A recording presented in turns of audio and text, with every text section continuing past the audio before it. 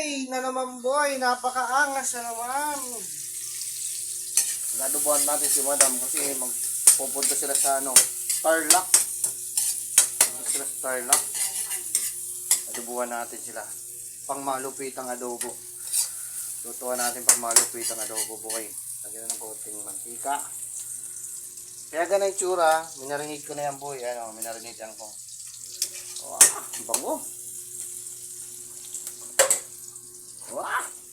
Minarinate ko yan ha. Alright! Pwede na yan. Ayun oh. Bango. Shit! Na malupit. Kunting mekas-mekas lang yan. Okay? Lagyan ng pamintang durog. Alright, kunting pamintang durog. Nice. Okay. Ayan. Tapos konting paminta. Bitchin. Alright. Tapos lagyan muna ng mamaya na yung laurel. Mekas-mekas muna natin yan. Mekas-mekas. Paghaluin muna. Yun.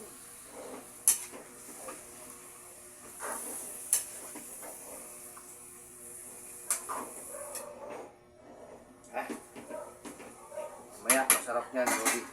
Alright. Papakulan muna natin, Lodi. Tapos papatuyuan natin ng sabaw. Wow! Pag natuyan ng sabaw, ito napakasarap to, mga Lodi. Parang manot yung laman sa kanya. Yung lasa. Alright. Yung pinagmarinitan, ninuto ko siya dyan. So, pag natuyuan na ng sabaw to, sarap ito, Lodi. Ang lambot nito. Promise. Ways! Lodi, nakakadobo na ba kayo ganitong kalasa, Lods? Ang lapot ng sabaw, boy. Ayan o, makita yung lapot, oh. Ang lapot ng sabaw. Yan ang mga magaganda. Lagyan ko yung kalamansi, Lodi. Instead na suka. Ito yung tinatawag na adobo. Adobong Macau. Uy! Napakaangas, boy. Tikman natin kung anong lasa. Tikman natin kung anong lasa, boy.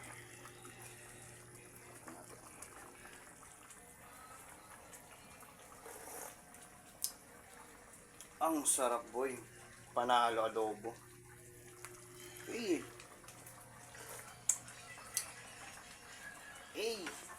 Napakaangas, boy. Sarap.